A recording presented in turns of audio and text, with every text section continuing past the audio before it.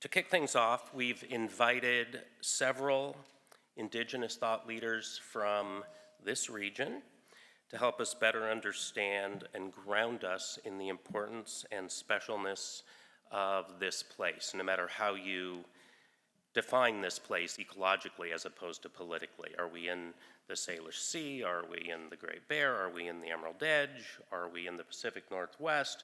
Or are we in a completely different culturally or biologically defined place? So that's what we're going to get into a little bit now, and then we'll expand out to the rest of the continent. So to introduce the next session and its panelists, that's what we'll do today. I will introduce whoever's running a session, and then they will introduce the speakers.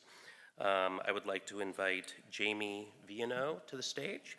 Jaime is one of the newest members of the advisory board of the Salazar Center and is the director of land and resources for the Ktunaxa First Nation east of here in BC. So Jaime, good to see you. Thanks.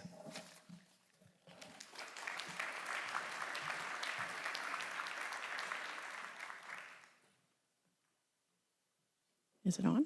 Is it open? I know it's good. Okay, good. Awesome. All right. Well, good morning, everyone. I am Jaime Vienneau. I am from the Ktunaxa Nation near the southeast corner of British Columbia, and I'm very honored to be here to be on the stage here to moderate this next panel. So the title of the first panel today is Rooting Our Conversation in Place.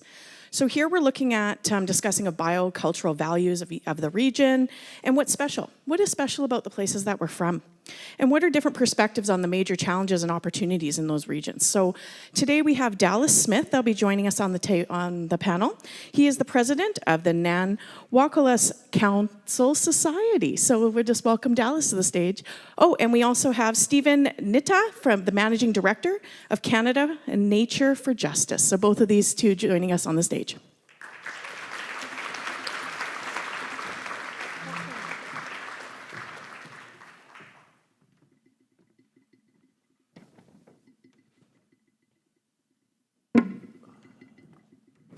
All right, excellent. Everyone's getting comfortable?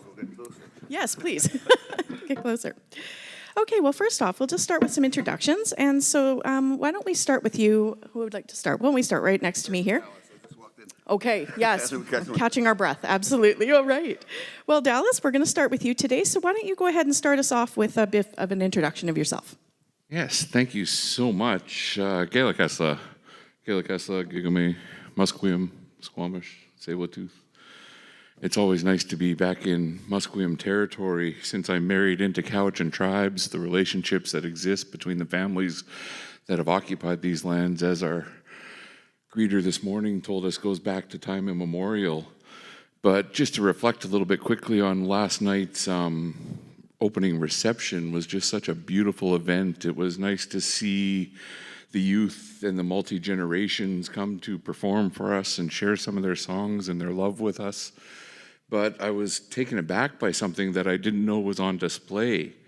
There was a feast dish right behind where the main area was. There's a feast dish where the main speakers were. If you look to the left there's a 20-foot-long feast dish in the UBC Museum of Anthropology that was my great-grandfather's.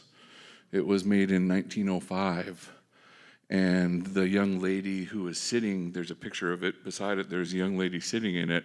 Her son is now one of our oldest hereditary chiefs, just to show the lineage of how these things go back. And so this is only 125 years or so, but just the fact that these things are connected and still exist and are still able to illustrate the cultural connection we have to our lands and resources is just something that wasn't lost upon me last night. I think it got me in the feels a little bit, just to have everybody coming together and see this piece of my family's heritage there as we come into these couple days really inspired me to be here today. And so, sorry, I'm just waxing ad lib right now because I didn't get a chance to mention it to too many people last night. But I think that's just sort of what's the opposite of an omen? A blessing. It's sort of a blessing for me that this is the right place for me to be sharing a bit of a story of our journey. As mentioned, my name is Dallas Smith. I'm the president of Nanwakolas Council. For those of you who know of the Great Bear Rainforest and the Great Bear Sea, they're two of the 11 to 13 PFPs, Projects for Permanence, that are near. The Great Bear Rainforest was the first one. I was fortunate enough to be one of the foolish First Nations leaders who was around for every day of the Great Bear Rainforest saga. It actually started off as a higher level provincial planning process called the Central Coast Land and Resource Management Plan. Governments love their acronyms. And so we sat in this Central Coast Land and Resource Management Plan for a number of years, starting in the mid-90s, watching user groups and stakeholders fight over our territories. This is before Delgamuukw. This is before a number of court cases that put us in a position to start flexing our jurisdictional rights and title. And so the province had been through another lower level planning process in which had no First Nations participation that they got shredded in the courts for. And so they decided, as they're going to go forward with new planning processes, they needed to engage First Nations communities. Little did we know at that little time in the mid-90s was going to be a stepping stone to something that was going to end up being a leader in global conservation. We only simply went to those tables because we were tired of people talking about our territories in absence with us. And I'm just going to tell a quick little story while my friend's catching his breath here still this morning. I know he's been traveling and had some early calls this morning. When we first got to that table, nobody really cared or wanted us there as an Indigenous people. It was forest companies, it was mining companies, it was tourism companies, it was different levels of local governments, and we were only there simply because it was an obligation. The first meeting that I attended, I remember walking in, and I was just a young First Nations leader, 22, 23 years old. I'm fairly light-skinned. That's why I make sure I wear my vest that my grandmother made for me and things like that, just to show my authenticity of my Indigenousness. But I didn't have this in those days because I was a poor land use planner. So I walk into this beautiful hotel room, sitting down, all these stakeholders, and there's an empty table. It kind of felt like the first day of school. Everybody's sort of looking for, where do I fit in? Where am I going to fit? And these guys, hey, come sit down with us. So I sit down, and they end up being underwater urchin divers. And those of you who eat sushi, urchin's a very good delicacy. Those licenses are worth a lot of money. And so these guys were there fighting for their right to continue to do that. So I sit down and I'm having my coffee, and a couple of my First Nations leaders, fellow First Nations leaders, walk in the room. One of them's Chief Robert Joseph, who's the head of Reconciliation Canada. He walks in and the guy leans over and he says, "Can you believe they let these goddamn Indians into this planning process?" Yeah, I was shocked too. I was like, "No, those jerks." And then I got up and I gave my Uncle Bobby Joe the biggest hug I could ever give him, because we went somewhere that people weren't comfortable with, but we still went anyway. And the reason I tell that story is because it needs to be illustrated on where we started as Indigenous people. We were on the outside looking in the short 180 years of colonial contact on the west coast of Canada. We were shut out completely of lands and resources that not only nourished us, but prospered us for 14,000 years. For years, we fought the idea that the only way Indigenous people ended up in North America was through the ice bridge during the Ice Age. Carbon dating has showed that our people have been here in existence for 14,000 years before the last Ice Age. So Western science is always catching up with traditional ecological knowledge. And that was something that kept us whole during the early days of these land use planning processes. Slowly, we got more comfortable telling people what our story was, and then slowly we got more comfortable telling people what our dreams were. And eventually, those things took. I really have to take my hat off to the environmentalist community who brought awareness to the horrible forest practices that were happening in our territories.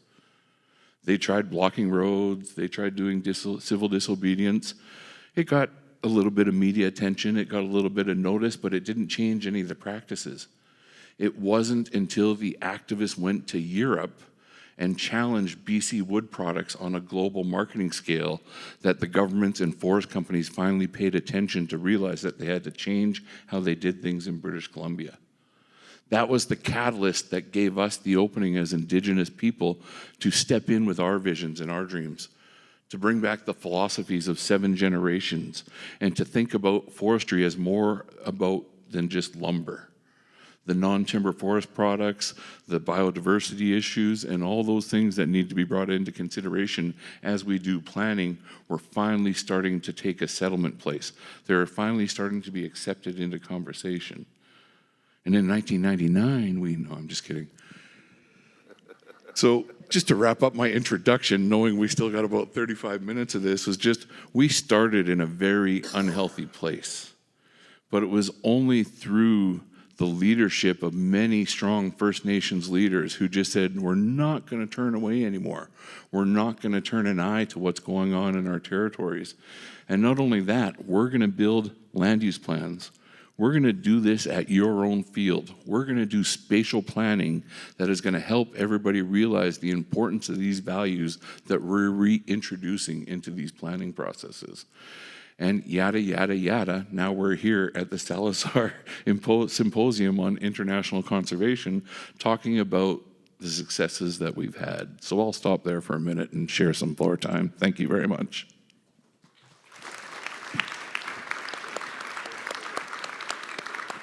Thank you so much, Dallas, for that. And now I'll pass over to the mic to you, Stephen. Why don't you go ahead and introduce yourself? Merci. Good morning, everybody. My name is Stephen Nitah. Sinia sen don't say any hilita see. It's all ends in Dennislia. Dennis something on Dennis. The CNRKC, Dennis Johnny, Dennis Nenu, Dennis the moderator. They're on there. Good. I was just saying that my name is Stephen Nitah. I'm Dene from the Dene people from the Northwest Territories. The issue we're talking about is land-based peoples that we are as Indigenous peoples. You know, I was reflecting yesterday at the museum, looking at all the beautiful carvings and totems and thinking to myself, geez, lucky buggers. Where I come from, it takes 100 square miles to feed a family of 10. And 90% of our waking hours is surviving. Whereas these guys, they go collect food in the morning and start carving by noon. Lots of babies. Well, we have long winters. Just to show that the Indigenous peoples live throughout North America. Every square inch of land is Indigenous peoples' territories. We are place-based peoples. You know?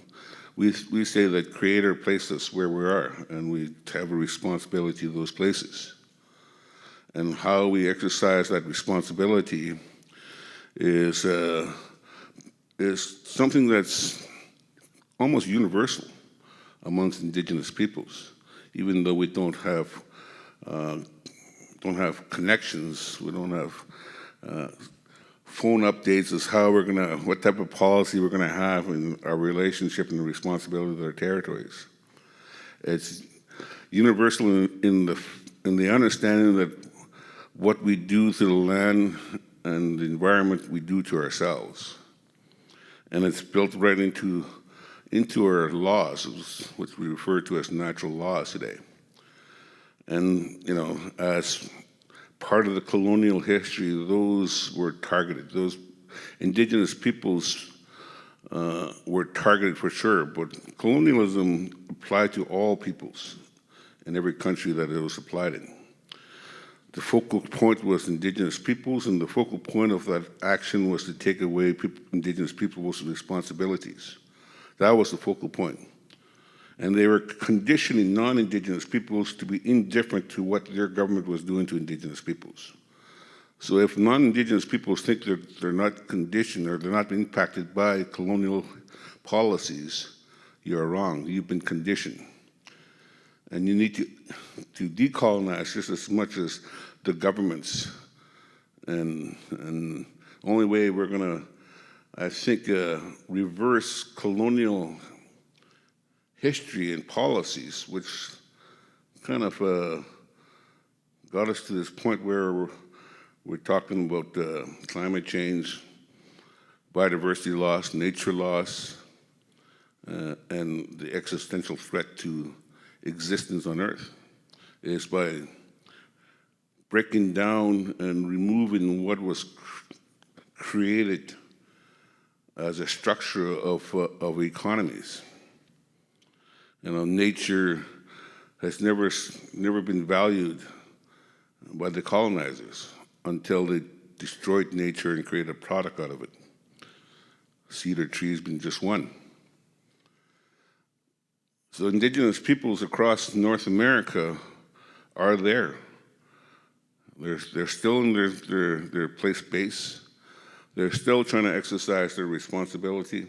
They're still applying their knowledge and value systems that they have in their relationship with nature. Some of us are doing better than others. Those of us that are on the fringes of population basis, where colonialism and the impacts of colonialism was not as rooted, are starting to peel back those impacts. I'm a former chief of my nation. I've been in public government as an MLA. I've been the CEO of my corporation. I helped start a diamond mine. So I've been in all fields. I grew up as a trapper. That was my family's business. I didn't speak a word of English till I was 10 when I started kindergarten. And I was able to lead my nation, first as a chief and then as the lead negotiator, to create one of the largest protected areas in North America, using my people's laws as a foundational law, and then inviting Canada through its National Parks Act and the Government of Northwest Territories through its newly amended Territorial Protected Areas Act, and throw in an area that is the land conservation using the Wildlife Act. In the spirit, my mandate was to implement the spirit and intent with which we entered the treaty. We made treaty, this is a good term here, we made treaty, we didn't sign treaty. Nations make treaty. We made treaty, and we called our treaty of 1900. It's a peace and friendship treaty. We agreed to share the lands, we agreed to share in the responsibility and share in the benefits of it. That's what we did. Canada tried to convince everybody that these were cede and surrender treaties that we signed. We did not cede and surrender anything. First and foremost, as a people, we don't think the concept of owning land is foreign to us. You know, the land has rights, we have responsibilities, not the other way around. And exercising that responsibility is what's going to ensure 7 generations down the road will have a life that's equal or better than the life we have. That's our greatest responsibility as individuals. How do we ensure 7 generations down the road has a better life? So today, you know, as we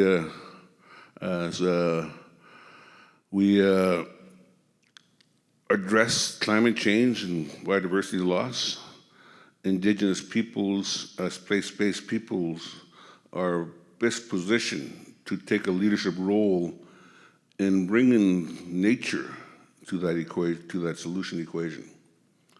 The global community got together in Montreal in December of 2019, or December of 2022, and agreed to protect 30% of terrestrial lands and 30% of the oceans if you got them, to give nature the opportunity to be the 1/3 solutions that scientists globally have agreed to.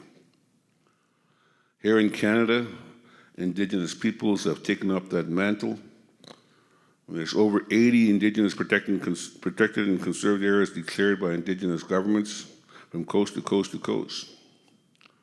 That's what we did back in 2010 when we started formal negotiations, finalized the agreement with Canada and the Government of Northwest Territories to create Tsaidinanina, land of our ancestors, as Indigenous protected and conserved areas in partnership with Crown governments in the spirit of reconciliation. Well, since 2019, there has not been one IPCA or Indigenous protected areas recognized by any public governments. So, as electorates, constituents, it's our responsibility to push our public governments to fulfill their commitments that they impose upon everybody on earth. When the government of Canada agreed to protect 30% of terrestrial lands and 30% of the oceans, to me, that's a call to action as a Canadian citizen. Let's go do it. But I don't see non-Indigenous people pounding the doors and say, Canada, you've committed to this. Give these people the tools that's needed to manage their lands that they declared as protected and conserved areas. Because at the end of the day, we are living in a time of climate change impacts. It's happening now. I was able to raise $15 million and get Canada to match that $15 million to create a $30 million trust that my people use to fulfill our end of the responsibility. And you have a Canadian government and the government of the Northwest Territories as partners. In the 26,376 square kilometers of land that we've created as Salish Sea, we have a let it burn policy because there's not enough money to fight the fires and other impacts of climate change-induced climate on our territories. So in Canada, we have the second largest landmass. We have a constitutional relationship that can be used to create examples of best relationships for the global community. Our boreal forests and temperate rainforests are carbon sinks in the lungs of the earth, but they're burning. We don't have the tax base to protect 30% effectively in this country. So how do we approach this from different geographies, different population bases? How do we make this a global problem for global solutions? As the markets are being created from the carbon markets, from the Paris Accord, nature markets, from the Command Montreal framework, how is that impacting us? How is Canada represented?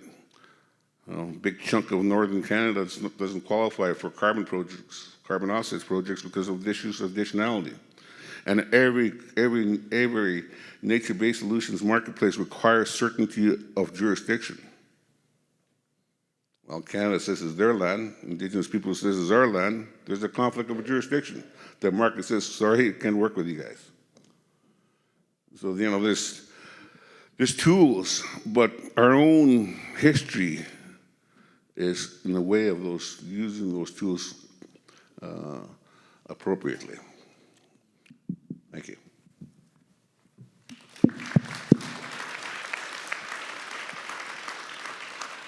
Thank you. Thank you both very much for that. So what I'm hearing is both of you have been exceptional leaders in conservation, and both of you in your different areas, northern and here on the coast. I think a lot of our viewers, I'm like on TV, like I'm Oprah. A lot of our viewers are interested in. What I think we're interested in hearing, and I know I am, is we're in a political different place at the moment. There's some changes happening there, and I'm curious about the tools that you spoke about for conservation in your particular areas and utilizing all those tools that are available to you to meet the objectives that you have. What do you see here in this moment of change meaning for your work, and how does this political moment affect your work, and what are you thinking about next steps? Well, the climate change don't care about political changes. Climate change don't care about political boundaries. What we need to do is get out of our ways that we constructed and look for ways where we could work together and make things happen quickly. One of the things that the Haida gave to the world when it comes to a policy or a political way forward that we utilize in our negotiations with Salish Sea is an agreeing to disagree on who has jurisdiction. So, you know, the first three lines in both the Haida Agreement and the Haida Agreement is the first lines, the Haida are my people saying, this is our land, this is our responsibility, et cetera, et cetera. The second line is the government saying the same thing. The third line is, we agree to disagree on the top two, but we agree that this area is important enough that we're going to move forward and manage it in a way that's going to be good for everybody. While there's over 80 IPCAs declared across the country, we still need to get to 30%, we still need to protect 1.6 million square kilometers of land. Lots of opportunities for reconciliation, lots of opportunities to disagree on who has jurisdiction, lots of opportunities to position a big chunk of Canada as an ecosystem services that everybody on Earth and everything on Earth depends on and benefits from. That's what Canada is. If you look at Canada as an ecosystem, every country in the world, every living thing on Earth is impacted by Canada's ecosystems. What Canada's ecosystem is, it's been challenged right now. You know, if you look at northern Canada, you have the tundra and the permafrost that's covering the tundra. It's a layer of ice that's keeping everything that's underneath that ice contained. And what's underneath are prehistoric that's been frozen for thousands of years. Now all that's melting. As we do what we can to reduce carbon in other parts of the world, reducing carbon use, fossil fuel use, all kinds of policy. You know, governments are being toppled because of these policies. It could be for naught that we just let the permafrost thaw. What type of policies can be created to support to maintain that frozen layer even for the next 25 years, because we can't look at this as forever. You know, we need to slow down where we can the exposure of carbon and methane while we reduce in other places. We may not contain that ice forever, but there's technologies there that could be utilized to keep land frozen for a period of time. But there's no financial incentives, and Canada cannot afford to keep those lands frozen. So how do we manage our responsibilities is the question, I suppose, while we're living in play space right across the country, right across North America. Thanks, Stephen. What about Dallas? What about for you? Where are we in this political moment that we could use as opportunities or others in your space? I mean, you caught me on an optimistic day where the changes that we've had. My good friend Dave mentioned that we've had three elections in North America in the last 6 months. Doesn't really matter to me. I created a goal with our communities. Our communities created a goal to achieve certain milestones, and we've done that. We started with a conservative government. Stephen Harper started the Great Bear Rainforest Coast Opportunity Fund. They were the first ones in with their $30 million to match the provincial $30 million, to match the philanthropic $60 million that actually got the canoe going. And then Mr. Trudeau came in. And we thought, wow, this is going to get so much easier. It got harder because we wanted to do what we were doing in one place and start doing it in many places while we still didn't have that figured out. And so there's always change. We've had the 3 elections from the 3 major countries. I go through them every 2 years. In the 26 nations that are part of the Great Bear Rainforest and the 16 nations that are part of the Great Bear Sea, we go through elections every 2 to 4 years. And so to keep together a group and keep that forward momentum going takes leadership, but it also takes principles that we've all bought into. While we've had different chiefs come and join this discussion, we haven't had to go back to where we started. We've been able to keep that forward momentum going, and that's the same philosophy that we've been using with governments of the day. Unfortunately, the orange man has changed the impact of the whole debate over right versus left, economy versus socialism, all those sorts of things. But that's where it was so important for us to reintroduce those values of 7 generations. But I think one of the other keys to this is just cracking the nut on durable finance.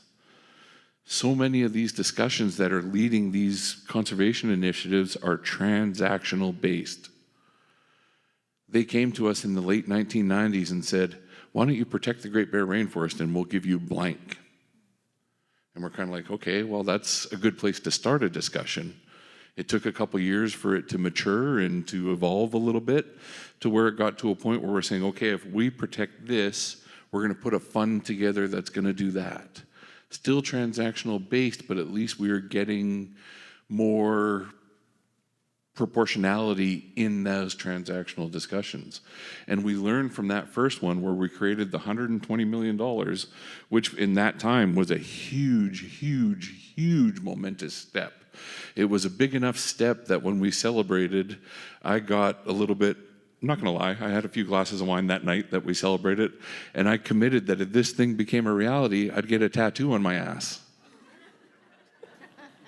I still don't have it yet because, well, I wasn't gonna show you, not this yet. There's some grooming issues and things like that, but I guess the point was, is as First Nations people, we got that through that first transactional exercise, and people wanted to shake hands and say, we're done. And that wasn't enough for us because as Indigenous people, as my brother was saying, we're holistic. It takes the whole of the land. We can't just manage the trees. We can't just manage the water. It has to be managed in integration with each other for us to be able to continue to do what had made us successful for 14,000 years. So we were able to leverage that transactional discussion into saying, okay, now we need to do the marine component. It's great that we protected the trees. We protected 3.1 million hectares in the terrestrial Great Bear Rainforest discussions. That's the size of Ireland. It's the size of Belgium. There's so many different European notes that we've been told to use to show the equivalency of what we protected in British Columbia. But that wasn't enough because we're coastal people. Protecting the trees helped the trees, and it maybe helped the forest companies from cutting themselves out of existence. But it didn't do anything about the riparian zones. It didn't do anything about fish habitat issues. And so it was through First Nations Indigenous leadership that we were able to continue the relationship with both Canada, British Columbia, and the philanthropic community to make sure that that wasn't an endpoint. It wasn't a transaction that said we're finished and we can walk away and we've done what we need to do now. We need to stay as part of this mechanism that brings people together that achieves the 30 by 30. It's one thing to stand up in a room and say, we're going to do this by this, but to actually chart it out and implement it is what makes these Indigenous-led conservation initiatives so much better, so much more real, and so much more impactful. And so with regards to the change in the political climate right now, it makes the background noise a little bit scarier, but it hasn't really changed the path and direction that we've gone in. Well said. Thank you so much for that. So when we speak about these areas and importance of transboundary conservation between Canada and our neighbors, what in your perspective is important there, and how do we make sure that these transboundary conservation is still critical for the area as well as for North America? How are we working together to achieve that? Really, it's through finding the balance. I think the principles just of life, but that we drew out in the Great Bear Rainforest, and sorry I keep saying Great Bear Rainforest, but my kids are sick of it, so I got a whole audience of people who want to hear about the Great Bear.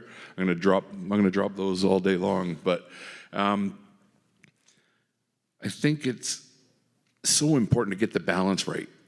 You have to do the ecological part. You have to do the human well-being part, but you also have to have a successful economy. Do we have to ensure that that economy is more sustainable? Sure we do. That's the reason that brought us all into rooms like this, because we didn't like how things were being done. But we have raised over 435 million. I don't want to make eye contact with somebody because I should know this as the chairman of the Board of Coast Funds, but we've raised over $400 million now for conservation initiatives in the Great Bear Rainforest and Great Bear Sea. That hasn't built one house. It hasn't dealt with one opioid crisis.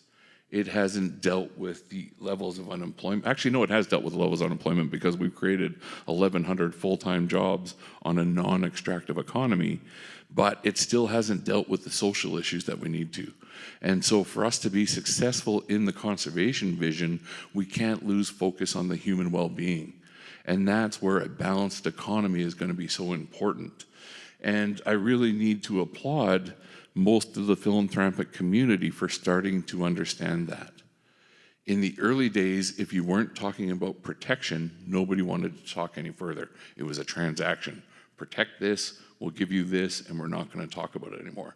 But now we're saying invest in this, we'll invest in this, and the result is going to be a conservation economy that has the social stability of an economic economy that's going to deal with some of the challenges that we face as Indigenous people. And it's only if we're going to be able to look at it through that lens of balance that we're going to be able to achieve these magnanimous goals that have been created at COP15 when the Prime Minister stood up and announced $800 million towards 4 PFPs in Canada, of which we're on the way of implementing now. But at the same time as we're fighting those discussions, we're still fighting about aquaculture. We're still fighting about the opportunity for sustainable forestry because that's what feeds our families. That's what houses our families. So the more that we can do to integrate those visions and not silo them, the more successful we're going to be. How about you, Stephen? What are your thoughts on that? Well, I was thinking of going to Ecuador by way of the United States. Free ride from get to Seattle and get a free ride to Ecuador, or is it El Salvador? You know,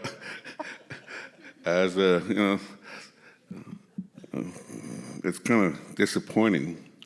I'm disappointed we're not going to see a second sunshine this morning. But you know, when travel amongst peoples in North America becomes challenging, then we're going to have to figure out different ways. And I say, let nature guide us. We are connected, whether we are connected as individuals. Nature connects everything. If we look at the boreal, for example, the boreal welcomes millions and millions and millions of birds every year that come right from South America, southern North America. On the way up, they pollinate, they do their thing. They get up to my part of the world and into the boreal. They reproduce, go back in greater numbers, and go back and forth. So, you know, we have a responsibility as place-based people, as Indigenous peoples throughout their flight path. And so how do we ensure that they have a safe journey and they have places that they could stop and recoup and move on? So, you know, what's our responsibility, and how can we exercise that responsibility? Some of us have greater responsibility because of the location we're in, but the smaller responsibilities, it's not lighter. But in places, you know, in the boreal forest of Canada, for an example, where the constant is Indigenous communities, and creating an economy of any kind is very difficult. But we could create economies if we focus on the responsibility, creating, protecting conserved areas as part of this 30 by 30 commitments, and creating a stable biocultural economies that can sustain, where people can fulfill their responsibility, and you know, we move on as human societies in that way. New York, Toronto, Vancouver, individuals living there, well, they have a responsibility, but how they exercise that responsibility is going to be different from those that are living in Ktunaxa or Haida or Timbuktu, for that matter. But we all need different tools to exercise those responsibilities. Absolutely, use those tools that are available and also looking for new innovative ways. So next thing I would ask is, leaving on a positive note here, is just thinking about what gives you hope for your regions and future generations and the 7 generations that are coming, and what do you see from the work that you're doing and leading that will help us leave in high hopes for the future? I could start. Leave the chairman to say the last word. My hope is, as challenging as things are, I see change happening.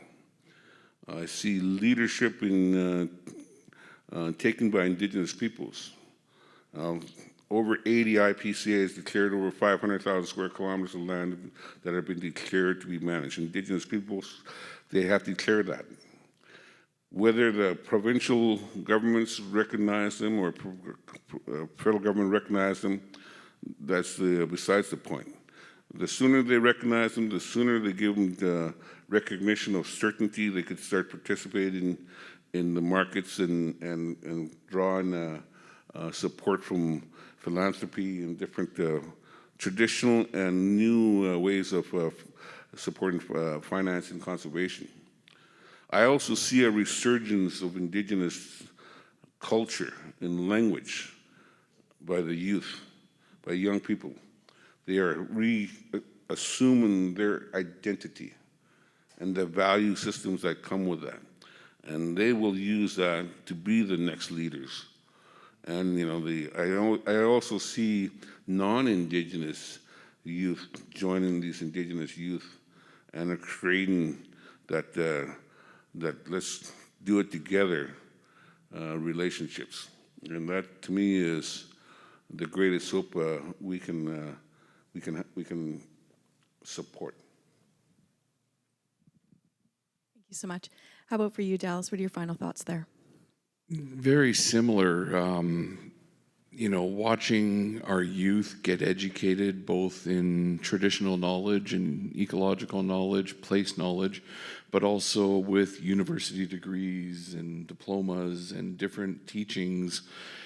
And the fact that our younger generation is fearless. They're not afraid to ask why things aren't changing. They're not afraid to demand some accountability of leadership, both federally, provincially, and internally. I think that's one of the biggest steps we've made, is the accountability we brought to ourselves as Indigenous people. For years, we pounded the table and we blamed colonialism, and that wasn't wrong, but we didn't bring the solutions that were necessary to solve those problems. Through spatial planning and conservation initiatives, we've really learned how to up our game.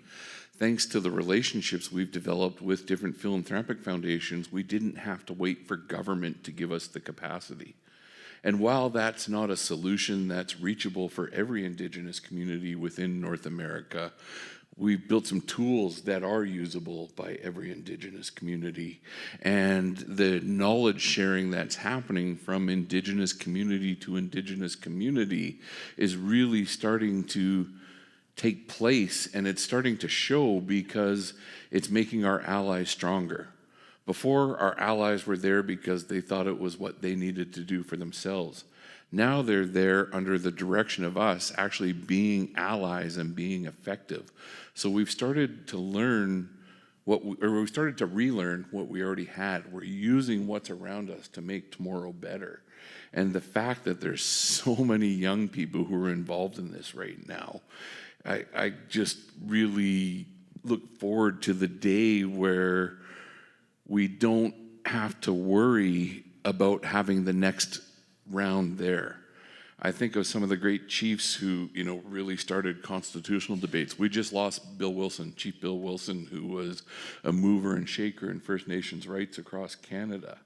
And he was always worried that there's no one else there to pick up the bar. That's why he stayed so contentious and so cantankerous and so grouchy for so long, is because he started a path. He started to blaze a path that not many people were following.